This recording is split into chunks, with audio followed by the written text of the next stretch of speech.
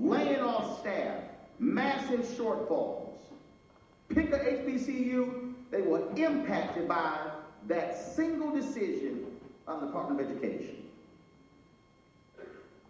Next month, September, I was at the Congressional Black Caucus, and I was sitting with the HBCU president, and he said, man, it's a shame what is happening. So he was telling me about what happened. And I said, well, what y'all gonna do? He literally said, well, the leadership decided not to say anything because they don't want to impact the re-election of the president. I said, that is the dumbest damn thing I have ever heard. I said, who would do that? He said that was the decision. November rolls around, president wins. December, I said, I'm going to deal with this on my show. I'm driving down to the show. I called the president of Hampton, President Harvey, and I said, I'm discussing this on my show today.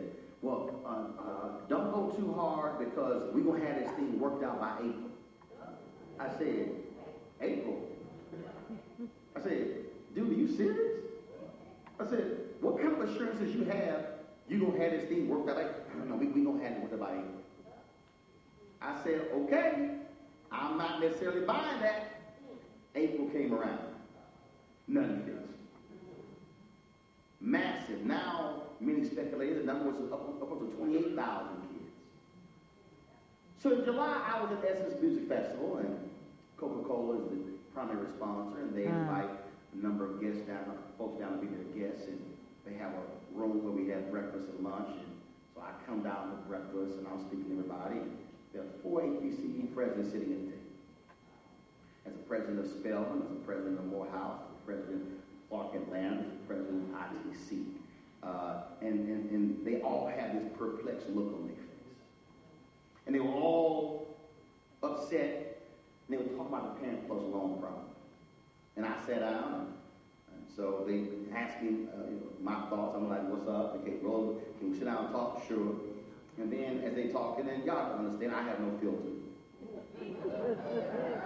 I'm not interested in trying to make you feel good. I don't really care about your feelings. And so I'm looking at all of them, and I said, I don't know what the hell's wrong with all y'all. I said, y'all lost your mind by not saying anything. I said, don't you understand the most leverage you have is before the election, not after the election? I said, what's wrong with y'all?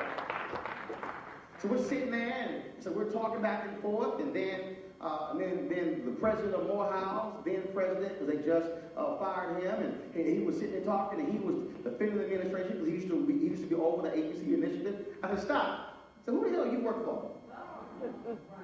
I said, you now work for the students, faculty, staff, and alumni of Morehouse College. You do not work for the administration. So can you stop talking like you work for the administration and talk like you a president of HBCU? Man looked at me like, I know what you did. Yes, I did. Then Michael Lomax came downstairs. Michael Lomax is head of the UNCF. And Michael said, he said, well, we've been trying. I said, no, you ain't been trying. I said, have any of y'all appeared on any black radio shows? No. I said, well, how the hell are you trying? How are you rallying black people? I said, there's Tom Jonas, Steve Harvey, D.L. Hughley, Yolanda Adams, Sharpton Show, Ricky Smiley, Doug Banks, Russ Parr, Joe Madison. Y'all ain't appeared on none of the shows, and you trying to convince me y'all out here fighting for students. I said, here's what y'all need to do. Y'all need to go find 4 students. One student from Kentucky, one from Ohio, one from Nevada, one from San Francisco. And they said, well, why? I was like, what the hell? Who am I dealing with here? I said, what the hell is wrong with y'all? Mitch McConnell is the Senate Minority Leader from Kentucky. John Boehner is the Speaker of the House from Ohio. Harry Reid is the Senate Majority Leader from Nevada. And Nancy Pelosi is the Democratic Leader from San Francisco. I said, get 4 students, go to D.C., have them hold a news conference, meet with those 4 leaders. I said, I guarantee you the White House is going to be on the phone with y'all real quick because you're meeting with the leadership. I said, what the hell are y'all doing sitting on your butts? You should be out here fighting as opposed to just being happy to be in the room.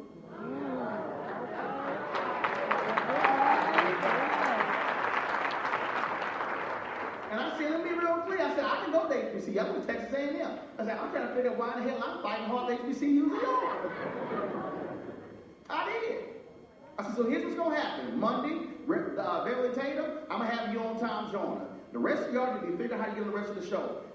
This thing kept going. Well, why am I saying all of this? Because they were satisfied just having a black president. As opposed to remembering their most important mission, and that is being advocates for HBCU students. Hello. I wonder how long it's going to take him to walk out. What happened was we were so enamored with the first black president, we forgot he was the 44th. Okay.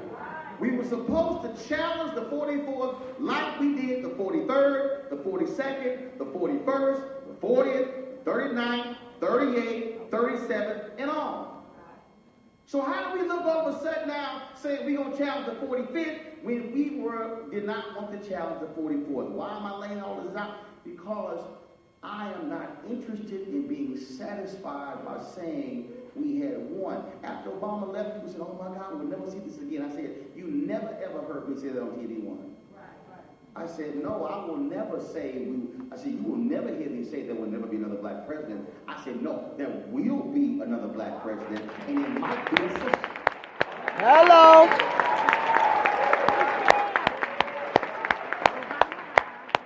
You watched the show, I wasn't satisfied with the president's Supreme Court picks when he never picked a black woman. Okay. Right.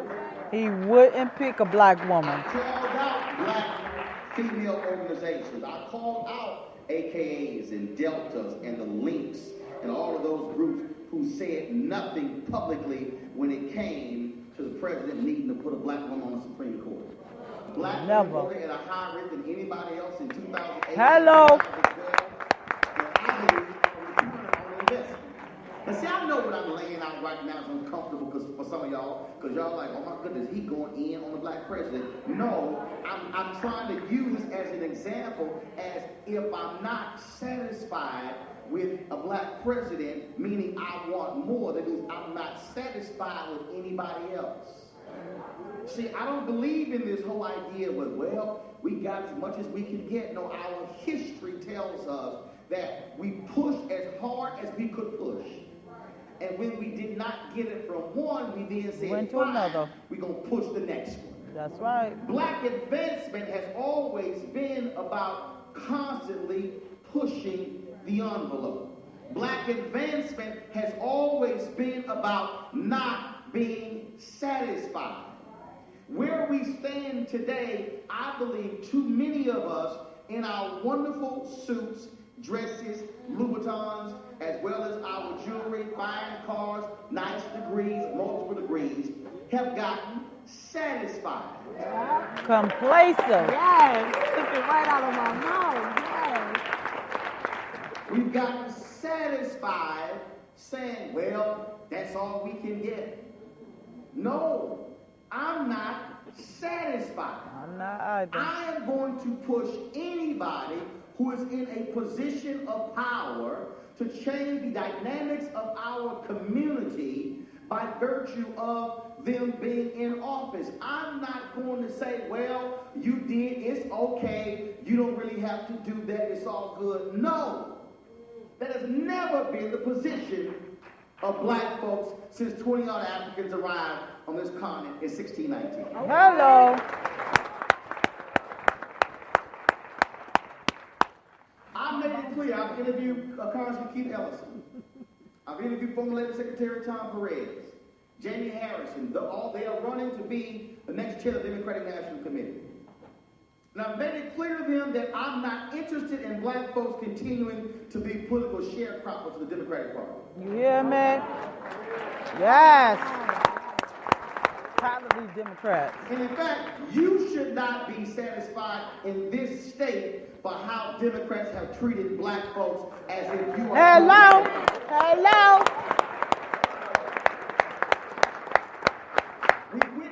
what took place in Ferguson, what took place in all those smaller towns around there, when they were slamming black folks when it came to warrants and sitting here keeping black folks in poverty. Yes. And then you had a Democratic governor who had no guts at all, who President Obama praised. I was not going to praise a weak, ineffective governor, Nixon. Yes, sir. I wasn't going to sit there and praise the district attorney who refused to prosecute Prosecute. cops. Yes, sir. Yes. I wasn't going to sit here and let anybody off the hook who wasn't doing their job, who was silent when our communities were being disproportionately impacted by police in this city, in this state. No, I'm simply not satisfied. I wasn't even satisfied when there was an increase in black turnout in Ferguson, but it was still too damn low. Okay. That's right. See, when you have a posture of not being satisfied, then you're not resting on your laurels. When Perez and Harrison and Elsa came on the show, I said, let me be real clear with y'all. Perez, the truth. When you're spending $500+ million through the Democratic National Committee and your other groups and black consultants and black pollsters only got 1.7%, we have a problem. Yes. I said, when you run campaigns and you pay white staffers, but you want black folks to volunteer, we have a problem. Thank you. When you only hire 1 out of 10 black folks in Democrats. Now, in the nation's capital, there are 5 African-American senior staffers working for United States senators. 4 of them work for Republican U.S. senators. Sir, and there's only 1 African-American work for Democrats staffer on the Democratic side, and that person was hired by Kamala Harris, who just got elected. Thank you. Wow. Thank you. The And I'm a Georgia Center Democrat. for Political and Economic Studies of the National Urban League have been pushing Senator Chuck Schumer and others to do more, calling on them to do the Rooney Rule. Sunday, when I spoke to the New York Association of Black and Puerto Rican legislators, Senator Schumer came there and delivered remarks. And Senator Schumer there announced that they were going to implement the Rooney Rule, like the one in the NFL, requiring all senators on the Democratic side to interview diverse staff. But see, I'm not satisfied with just the announcement. Right. So today, Spencer Overton was on my show, the president of the Joint Center, and he said, well, they've made it clear that they're going to announce this thing and put it in place next Tuesday. I said, no, Spencer, you should be calling Schumer saying we want to meet before the announcement to find out exactly what the policy is and how you're going to roll this thing out. I said, and they say they don't want to meet. I said, that you make it clear you're going to give them hell until they meet. I'm not satisfied with simply the announcement. Thank you. I'm not going to stand there and watch Democrats try to criticize Republicans when it comes to the issue of race, when it comes to income inequality, when they practice it. I'm not going to stand there and watch as Democrats come to black folks asking for their votes, but then can't hire the very men and women who they asking to vote for. Preach! I don't care if there's a D or an R in front of your name. I care about black. You hear me? See, that's an attitude. That's a perspective one has to have. If we're talking about how we are going to change the dynamics of our community, it requires us to have a different attitude. It requires us to say, I'm not satisfied. I grew up in a household. Mom and daddy wasn't satisfied if you had a C. Now, if you had a D and it went to a C, they said good, but I want to see a B next time. Then if you got a B, I want to see an A next time. They were not satisfied. I've never had a situation where I cut half of the yard. Right. Daddy said cut the whole damn yard. Right. And not just cut the yard, I need you to trim the hedges. I need you to trim the sidewalk. See, you said cut the grass. You said no. When I say cut the grass, they don't mean just cut the grass. Right. I mean do the whole damn yard. That's what he meant. How many of y'all grew up with somebody where your parents said clean the kitchen? Okay. Or they said go wash dishes? They wasn't just saying Go wash dishes. They say clean the doggone whole They kitchen. said wash dishes, dry dishes, Right. wipe the towel Right. down, Right. wipe the stove down. Mop the floor. They wasn't satisfied when you just wash the dish. In fact, Wash if that you dish and just don't do other wash stuff. dishes You gonna get your butt whooped. and didn't do the rest of that, you got your Oh, ass they have whooped. one. Really? I'll be right back. Let's just go ahead and just be real honest. We can be real frank in here. Mom and Daddy were not satisfied that you just wash dishes. Right No, there. they said do everything. But we are literally walking around satisfied. We are satisfied that we're getting crumbs. I have never met somebody who got a full stomach off of crumbs. Never. In fact, crumbs make you hungry. And so when we begin to look at the fact that we have a significant number of black elected officials in this country, and then we're not asking ourselves, well, how have the dynamics of our community changed? See, when I think about black politicians who properly use their power to change an economic paradigm, I think about a Congressman Adam Clayton Cotton, who used the Powell Amendment in Congress. You had racist practices, you couldn't get federal funds. That was the Powell Amendment. I think about one of the greatest politicians ever. I didn't say black politicians, greatest politicians ever. That is Atlanta Mayor Maynard Jackson. It was Maynard Jackson who used the power of mayoral office to change the economic fortunes of black Atlanta. It was Maynard Jackson who sat there and saw how bureaucrats changed the rules and how they would fix the bidding process, because I cover city government and county government. I've seen the process. In order for you to bid on a prime contract, you had to be a prime contractor before. Well, if you've always been a subcontractor, you never could bid on a prime contract because you've only been a sub. So Maynard Jackson then said, okay, fine. Break apart the large contract, because the way the rules are written, you have this huge contract, and the rules then say you can't lease your equipment, you have to own your equipment. Well, if you don't have the revenue and the stream of income to be able to buy equipment, all you can do is lease, then you can't qualify for the prime. He then said, fine, break the large contract into smaller contracts that will allow for black firms to be able to bid on them. That's what they did. That's how black firms were able to become prime contractors. And where the rules are written, once you have become a prime, you now can bid on future prime contracts because you've already been a prime.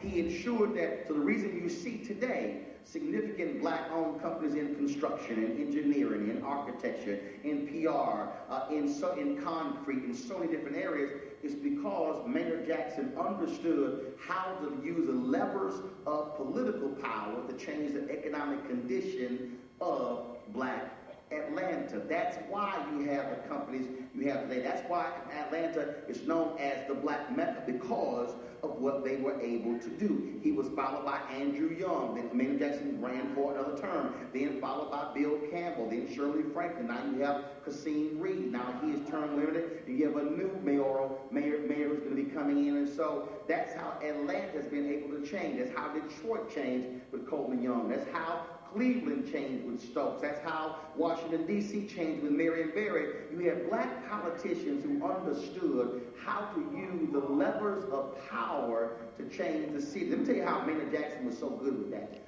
He recognized the black firms then said, we appreciate getting the contracts, Mayor, but the problem is we don't have access to capital to be able to float our businesses for 3 to 6 months because the city pays 90 to 180 days. So he said, fine, okay. So he then called the banks in Atlanta and then said, they have city contracts. I need you, the banks in the city, I need you to to extend lines of credit to them. You know they're going to get a contract, so you know we're going to pay them, so you know you're going to get paid back. You need to extend lines of credit to them. The bank said, no, we're not doing that. Man said, okay, cool, I appreciate that. City treasurer, please come in. I need you to remove the city's money from their banks. Okay. Okay. That's why I have an account with a black bank. Hold up. You ain't got to do all that, Mr. Mayor. He understood money. That's right. He understood power. He used the office to change it.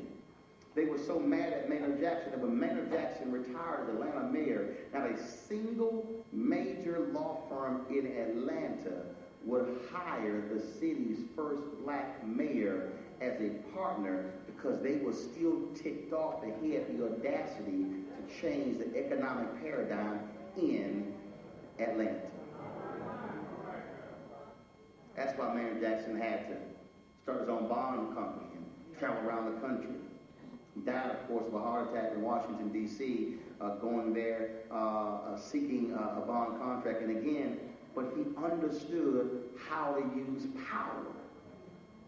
You have a mayoral election in less than 2 weeks. First and foremost, for the people who better not vote for that white woman. They articulated how they're going to use She gonna separate the it. power of their office to transform. I don't want to hear about parks. I don't want to hear about crime. I don't want to hear about potholes. I want to know how are they going to change the economic paradigm of black folks in St. Louis.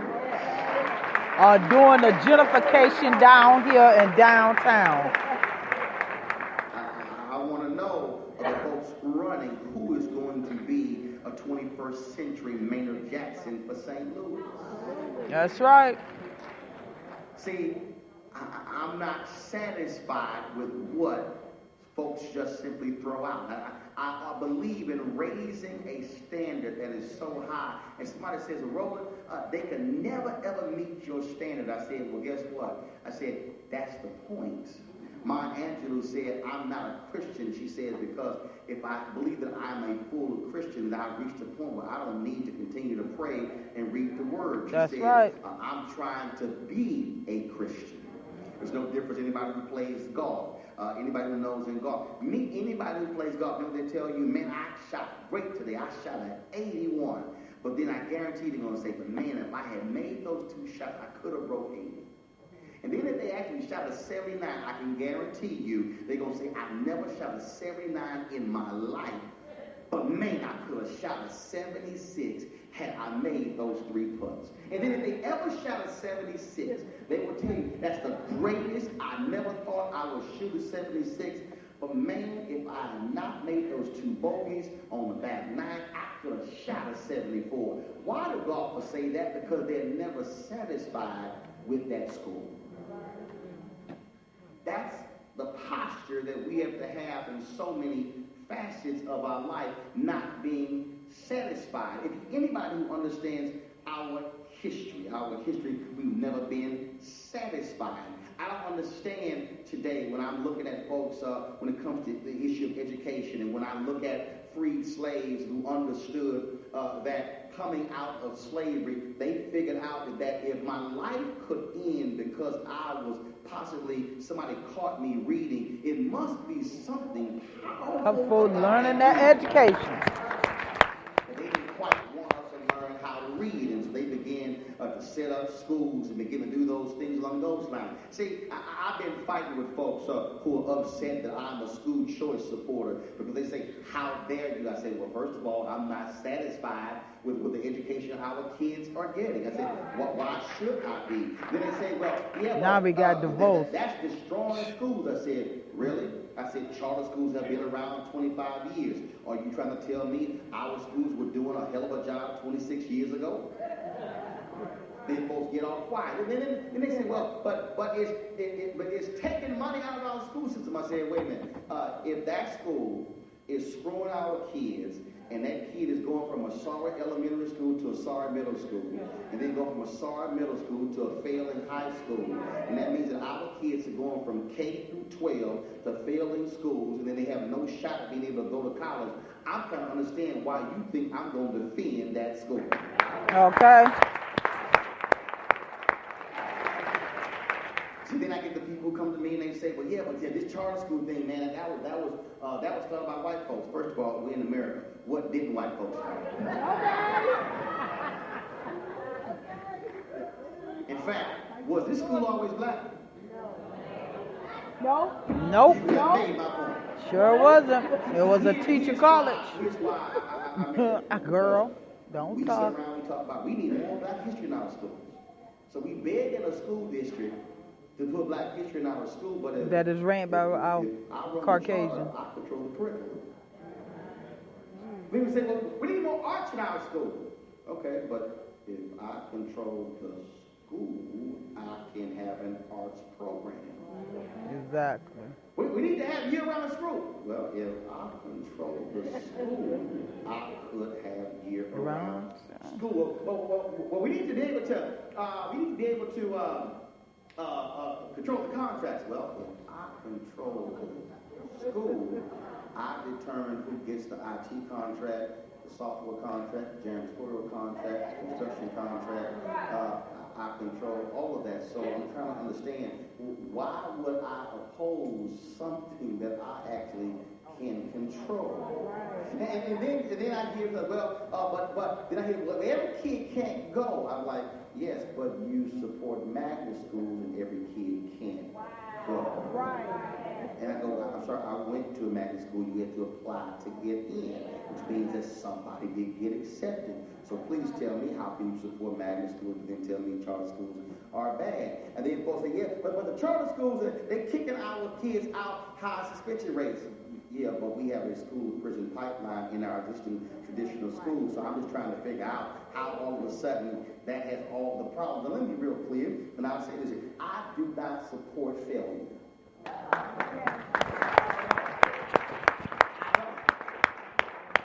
If there's a charter school that's failing, shut it down. Thank you. If there's a traditional school that's failing our kids, Shut it down.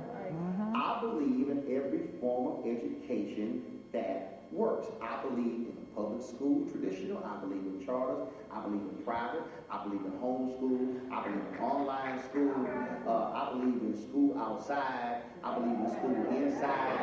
I believe in magnet school. I believe in vouchers. I believe in all of it. And again, see, one thing I'm not satisfied. So I was having this debate with this guy, and I was speaking at George Mason. It was last week. And February 14th, I was speaking, and the brother said, but how can you support vouchers? I said, what school you went to? He told me, is George Mason public or private? He said, it's public. I said, okay.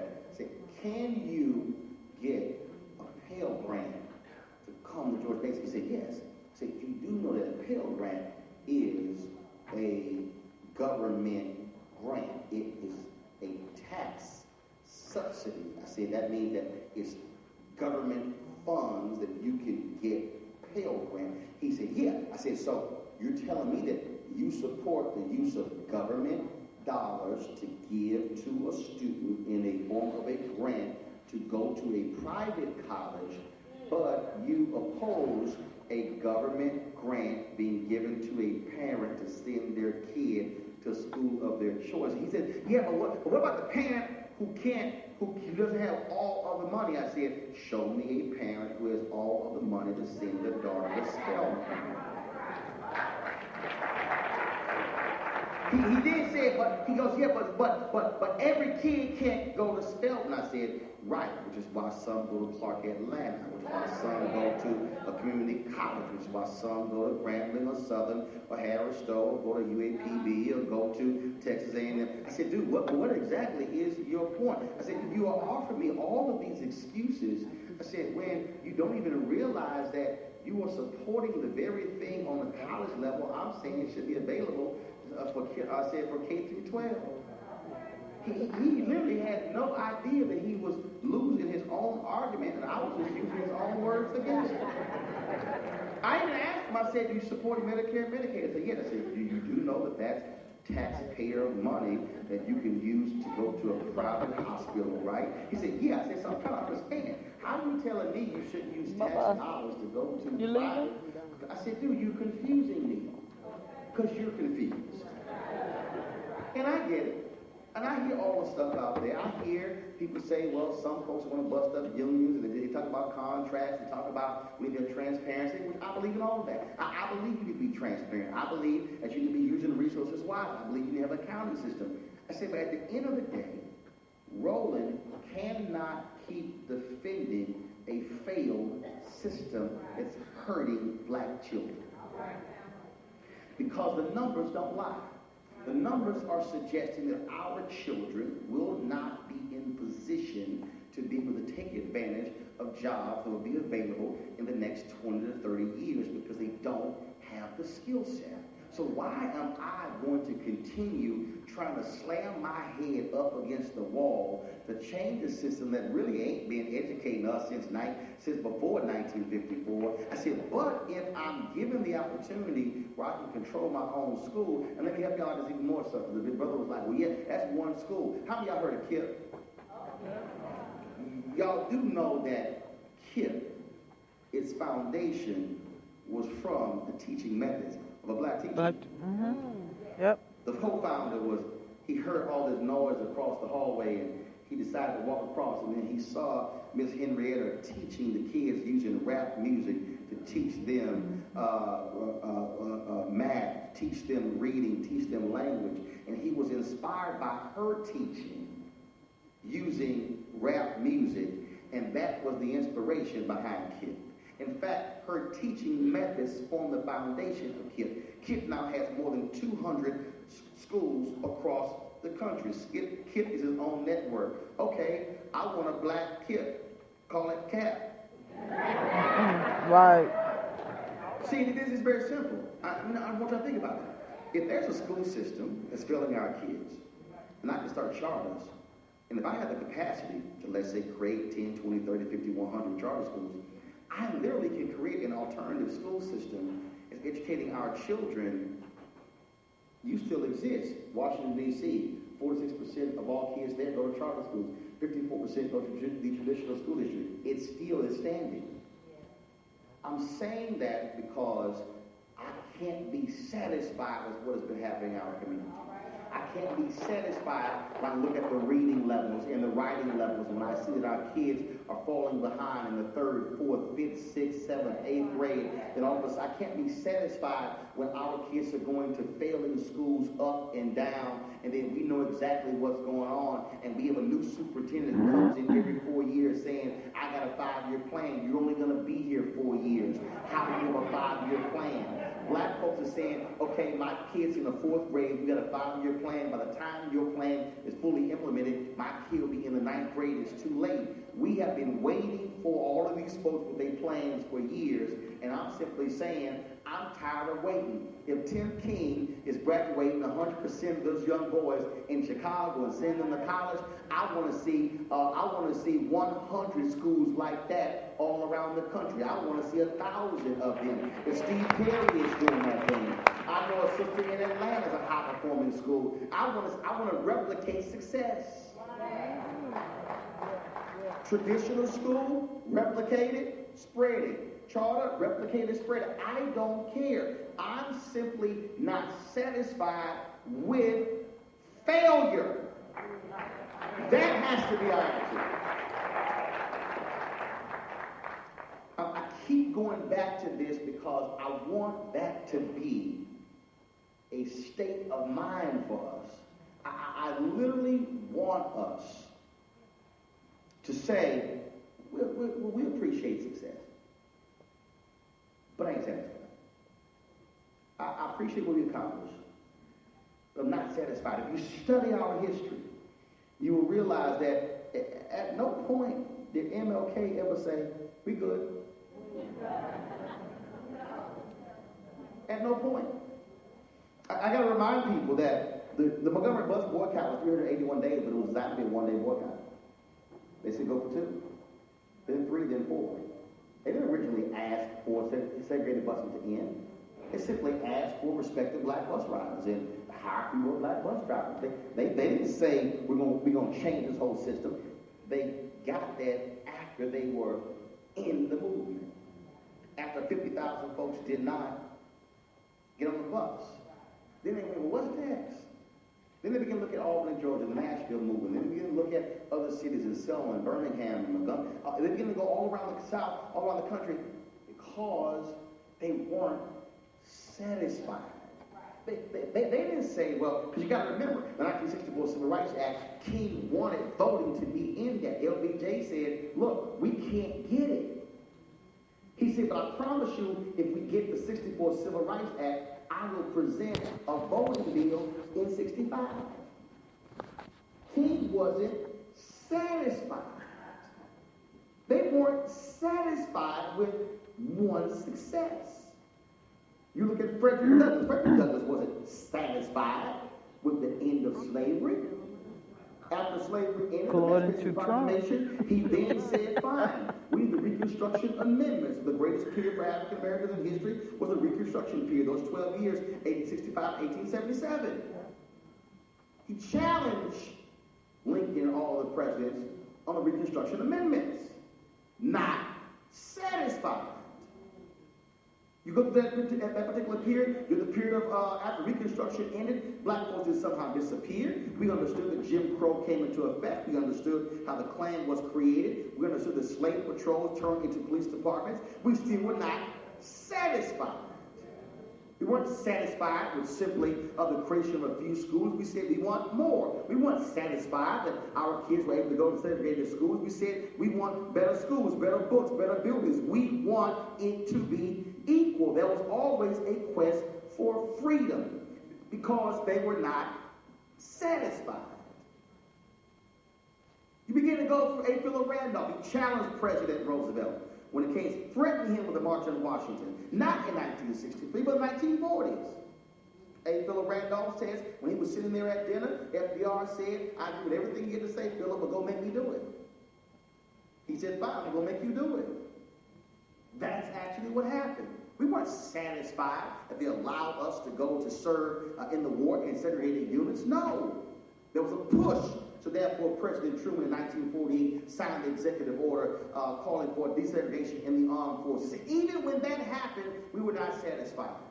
Read Ethan McCabe's book of the Chicago Defender, where he talks about Robert Abbott creating the platform for America, where he laid out the demands for African Americans. And every time a demand, they pushed 5, 10, 20, 30, 50 years. When a demand was met, they crossed it off, said hallelujah, then they added one to it. See, they didn't say, okay, here are 10 demands for black America, and now we've achieved 7 of them, so only 3 left, so we good. No, they said to replace the 7 with 7 more. That's called not being satisfied. Every part of our history has shown that we have pushed and pushed and pushed. Why? Because we have been trying to force America to actually live up to what it even said in its own Declaration of Independence, what it said in its own Bill of Rights. Say you want inalienable rights, you say every man is equal, then we want that to be the case.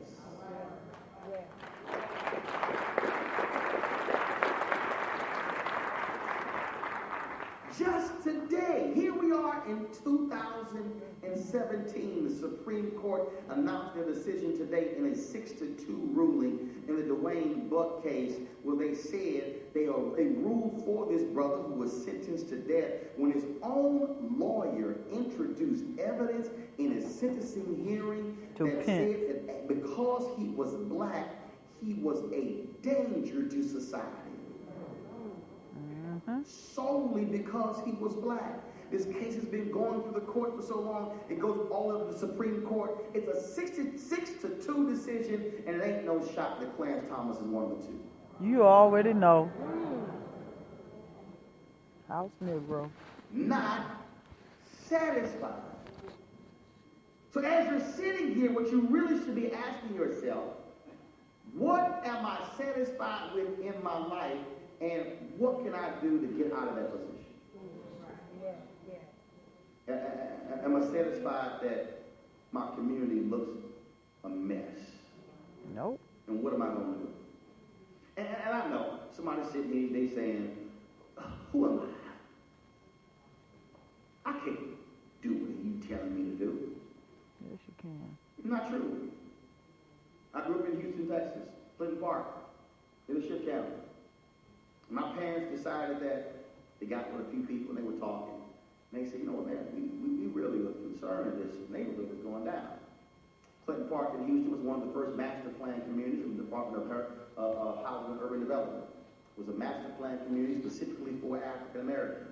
At one point, there was a 9-hole golf course in the community. My grandfather and others would go hunting behind the golf course. You had all kinds of different things in the community. You had African Americans who owned those homes. It was for African Americans, a low to middle class neighborhood. But then what happened, a lot of those older residents began to die. And their children decided to move away. And so then what happens is you went from homeowners to folks now renting those homes. Well, renters don't have the same attitude as owners. That's right. Renters are transient. They don't. Owners have a different attitude. Mm-hmm. And so when you had well-manicured lawns and people who took care of their homes, That's these right. were not black people who were sitting here making lots of money. My parents never made more than $50,000 combined in their entire life. But these were people who owned their homes, who took care of their homes. Who actually said, you know what, whatever we got, we're going to take care of what we have because we appreciate what we have. So the community began to go down.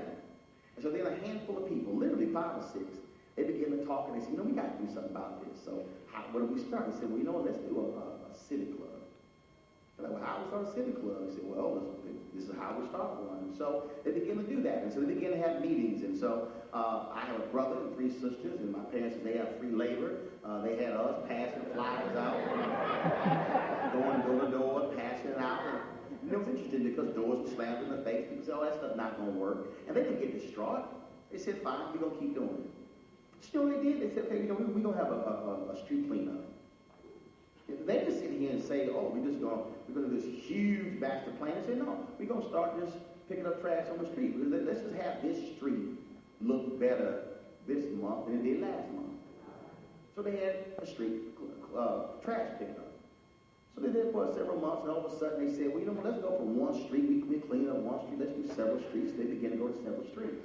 And all of a sudden they began to look around and begin to see, you know what, it's a lot of abandoned buildings and overgrown lots and heavy trash pickup. Well, who's over that stuff with the city? Well, let's go find who that is. And so that's what they did. They then went to go find who with the city comes pick up heavy trash and what day of the month. And they began to organize heavy trash pickup day and begin, or what departments of the city, the county will cut down these overgrown lots and how can we then begin the process to declare abandoned buildings a nuisance, they be torn down. So they begin to go through the process. Then people say, well, you know what, we need some, you know, we start seeing more drug activity, so we need some more police patrols. Well, who's the watch commander over this area? Let's go find out who they are and go meet with them. And so they begin to go meet with them. And then the next month they begin to say, well, you know what?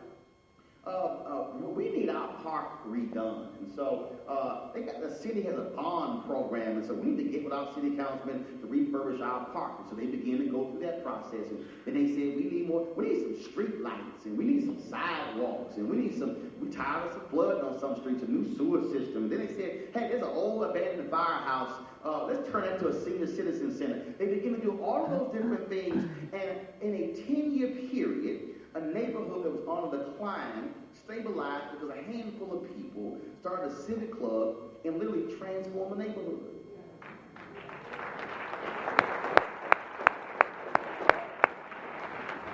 I witnessed it. I saw it actually happen. I saw my parents going to the meetings, and we were there. We would do our homework waiting at the rec center until they finished the meeting. And then I saw that. My mom was in the Metropolitan Organization, a group of a multi-ethnic group of various church organizations, and she became one of the 3 citywide leaders. And I remember traveling with her to state capitals and going to rallies and stuff along the city hall when they were looking at cutting the hours of the pool and begin to challenge them on that very notion. And see, that was what my life was about. The reason I'm saying that, my parents were not college educated. They never even went to college. They simply had high school degrees. But what they understood was that they cared about their community, and they were simply not satisfied with the condition of the community.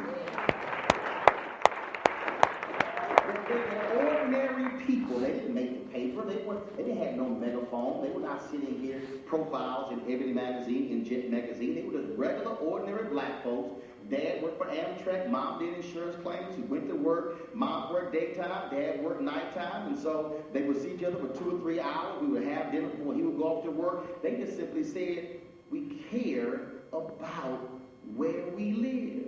And they didn't sit here and wait for a consensus. See, one of the things that we do today is we wait for the group meeting. Let's get all the stakeholders together. If you wait to get everybody together and have a big old consensus meeting, you're going to be waiting all your life because you ain't going to never have consensus. Hello. You might be asking, but why are you just walking through all of this? I'm walking through all of this because if you look at the history of black folks in this country, it's always been ordinary people. Folks who are laborers, who clean bedpans, who change sheets, who care for other folks' kids, who cook for them, who work at the post office, who were janitors, who dug ditches, who were neighborhood repairmen, shade tree mechanics. It was teachers. This is the story of black America. This is the story of black America for the last 398 years. I told you earlier, 20-odd Africans arrived in Fort Comfort, Virginia, now Fort Monroe, Virginia, in the colony of Jamestown in 1619, August of 1619. We went through the period of slavery going through 1863, 12 years of Reconstruction, the Great Compromise of 1877, which began the era of Jim Crow. Go through the Civil Rights Movement, Emmett Till killed August 28, 1955, 13 years, Montgomery bus boycott, Albany, Selma, Birmingham, Civil Rights Act of 64, Voting Rights Act of 65, Fair Housing Act of 68. You go through all of that, affirmative action comes in with Arthur Fletcher and President Nixon in 69. So if you actually use 1970, I often say this, as a barometer when we were technically fully free Americans, we've only been fully free technically for 47 years. Hello. And so here we are, 398 years after 20-odd Africans arrived. 2 years we'll be commemorating the 400th anniversary of Africans arriving on this continent. And we are having discussions about the state of our community. What we're doing is we're asking, well, where's Reverend Sharpton? Where's Reverend Jackson? Where's Cornel West? Where's the NAACP? Where's the National Urban League? Without even understanding that those organizations are comprised of people who look like you. We love to say, what is the church doing? The church ain't the pastor. The church is the body of Christ. It's the members. It's the people sitting in pews. So when we say, what's the church doing, what we really are saying is, what are we not doing? See, I'm trying to break this thing down as simple as I can so you can understand that when we leave here, you should be asking yourself, what is it that I care about with a serious passion that I want to change? Well, what's that thing that's been nagging at me that I want to change, that I want to be involved in? Is it high school dropouts? Is it HIV rates? Is it unwed mothers? Is it unwed fathers? Is it etiquette? Is it economic development? What exactly is it? For me, I step outside of my role as a journalist when it comes to the issue of education. I created the initiative, School Choice is the Black Choice, because I don't simply see charter schools as just a school. I see it as an entrepreneurial way for us to control the destiny of our own children. See, I look at it totally different from anybody else. And see, I also don't make excuses. And so you have to decide, what is it that's happening in our community? What's that thing that's bothering me so much that I'm willing to do something about? And then you're probably sitting here saying, okay, but I got 4 or 5 things. No, I only want you to focus on one. I want you to commit tonight to say, there's one thing that I'm going to put my energy towards, and I'm going to focus on that for the next 364 days. You might ask, well, why 364 days? Because I believe you should be using this moment, this lecture series, the kickoff of this lecture series, as your annual report. See, it's one thing to come to this lecture series and say, oh my God, I heard some great stuff, or oh my God, he was full of it, that was BS, I don't know why he talked so long, or I could have been watching Scandal versus going there. That could be your viewpoint. But see, what happens is, what many of us do is, we treat these events as what I call Negro check-off events.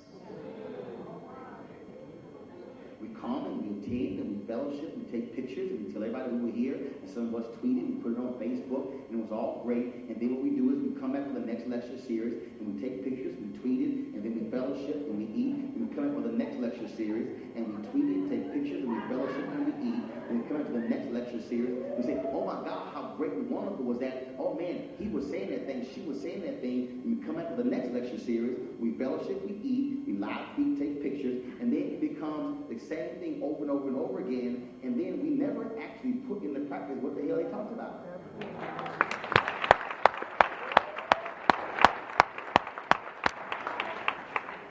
I want you to understand that everything that we talk about, these things that are impacting our community, we literally possess the power to change them.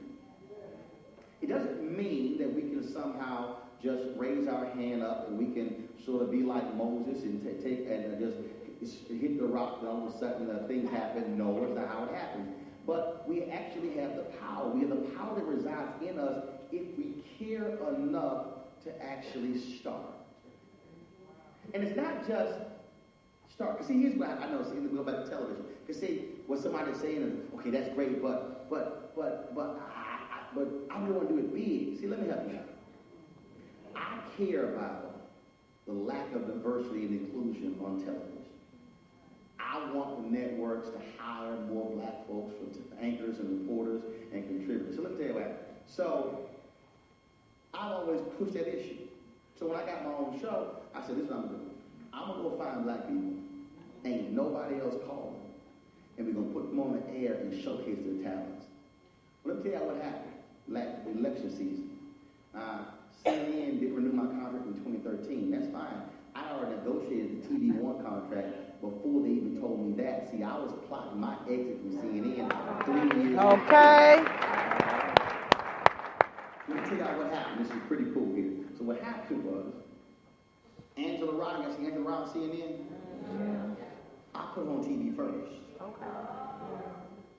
Let me be clear. I put her on TV first. I taught her how to do what she does on TV. She does it CNN hires her. David Swirling, I put him on TV more than anybody else. CNN hired him. Y'all see me kill Paris Denard on my show. Always. Paris is the truth. And that's fine. But Paris got used to being beaten down by me on my show. Then CNN hired him. Then Lauren Coates, she was appearing on some other shows, but I started putting her on my show. First time she ever hosted her own national show, when she filled in for me on a couple occasions, they hired her.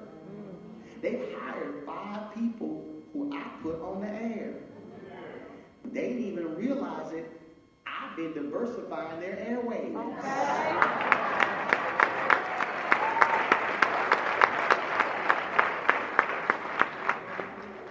Somebody is thinking, yeah, but see, they were thinking, see, you got that little show.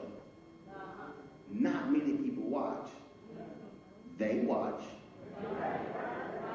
I can tell you people who appear on my show, all of a sudden I see them on MSNBC and Fox and Friends, and I see them on CNN, I see them on ABC. Oh, trust me, they watch. I can tell you right now, when Yodita Welday, I put her on the air as a legal analyst, and all of a sudden she's on Fox Business, and she's on CNN, she's on MSNBC, because they watch. See, all I have is my little piece of the earth, and this little small turf But guess what? I am impacting other larger networks by virtue of what I do with my platform. Stories that I cover on this, Black Network, available in 61 million homes, not as big as CNN, 100 million homes, MSNBC. Guess what? I am affecting who they see. When you see Lauren Victoria Burke on other networks, you saw her on our show first. See, what happens is, when you understand how you can impact the rest of the world in a very small way, just by doing what you do. When you only focus on what you do in your own area, you can have an impact. That is biblical. Read Nehemiah chapter 2, 3, and 4. When Nehemiah understood that the wall had crumbled, he had a vision to rebuild it. He then went to the people and said, let us rebuild. He then told the people, just build just where you are. When you read the rest of Nehemiah, it says, these people built this portion of the gate, people built this portion of the gate, built this portion of the gate. And that's the whole point. See, you can't rebuild the wall unless somebody just builds a portion of the wall in front of their house. So you can't sit here in St. Louis and be concerned about the state of the HBCUs if you're not supporting Harry Stone. Okay.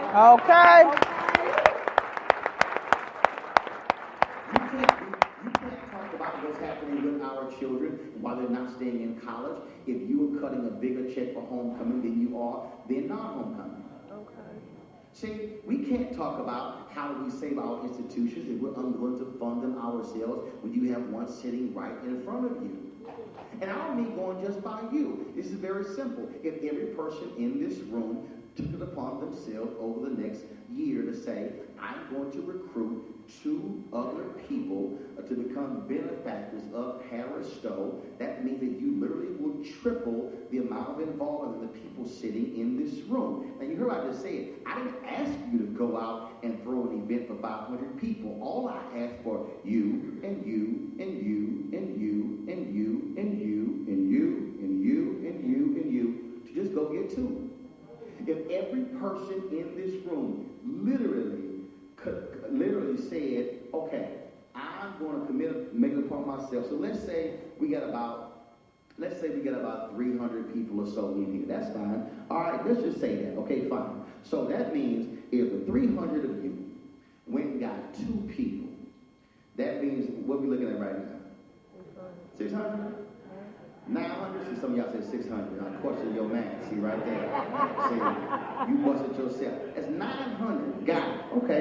So let me ask you a question right now. If I said I want each of you to go out and get 2 other people, and let's say you said, I'm going to go out myself and get 2 other people to be $100 contributors to Harris Stowe. How much can you raise?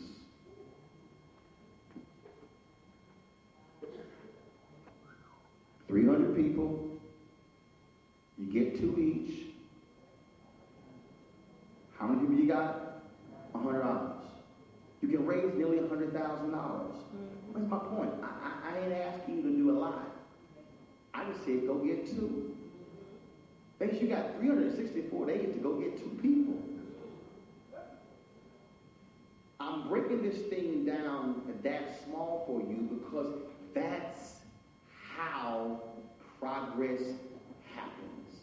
That's how change happens.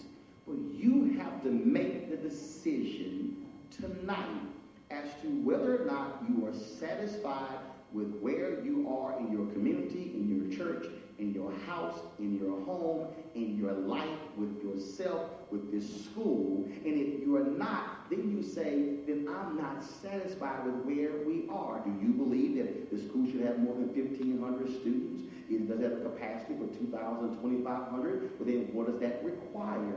Okay, your deal should be, all right, so we want to increase the enrollment. We're not going to jump from 1,500 to 2,500. Let's go from 1,500 to 1,750. What's going to require to bring in 250 more students. That means that you literally can do that. Why am I keep saying this to the people in here? Because when we talk about change, you don't have to do, you could literally change this entire school or the city But just the people sitting in this room. Think about that. Just the people in this room. I just told you that if every person in this room got 2 other people, you can literally just get $100. All of a sudden, you can add nearly $100,000 to the coffers of the university. That's simple. Somebody might decide to give more. $100. 12 months. Less than $10 a month. I'm trying to get us to understand that because I want us to become change agents. I want us to decide right now, what is it I'm not satisfied with my community? And what am I going to commit myself to do? So all I want you to do is think about that. I want you to come up with that one thing and then say, I'm going to commit myself to that for the next 364 days. So when you come back here next year, I want you to come in and say, a year ago, I committed myself to do this one thing.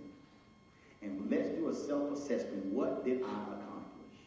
Now, if you come here next year, and then you go, man, last year, I committed myself to do this, and I forgot, then you're part of the problem. You're the folks who make a commitment and don't follow through. You're the folks who say, I'm going to get involved, but never show up. You're the folks who say, we got all these problems, and then you all hat and no cattle. That's one of our phrases in Texas. That means you complain about it, but you do nothing about it.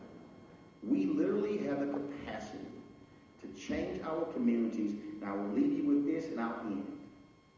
Think about this. If you do this, what will they say then about you during Black History Month 20, 30 years from now? Here we are talking about our ancestors and what they did, what they accomplished. They were ordinary people. Fannie Lou Hamer was an ordinary sister in Mississippi. Reverend Fred Shuttlesworth was an ordinary brother in Alabama. O.D. Nixon, I can go down the whole line. I can start naming all kinds of different people. They were just ordinary people, but we know them today because they did extraordinary things. You have the capacity, literally, to change the future of this city, and this state, and this country. You just have to say, I'm not satisfied. Thanks so much.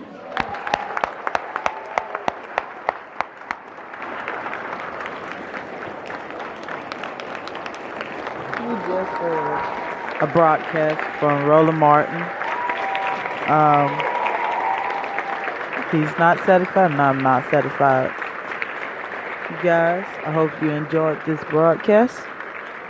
You have a great day.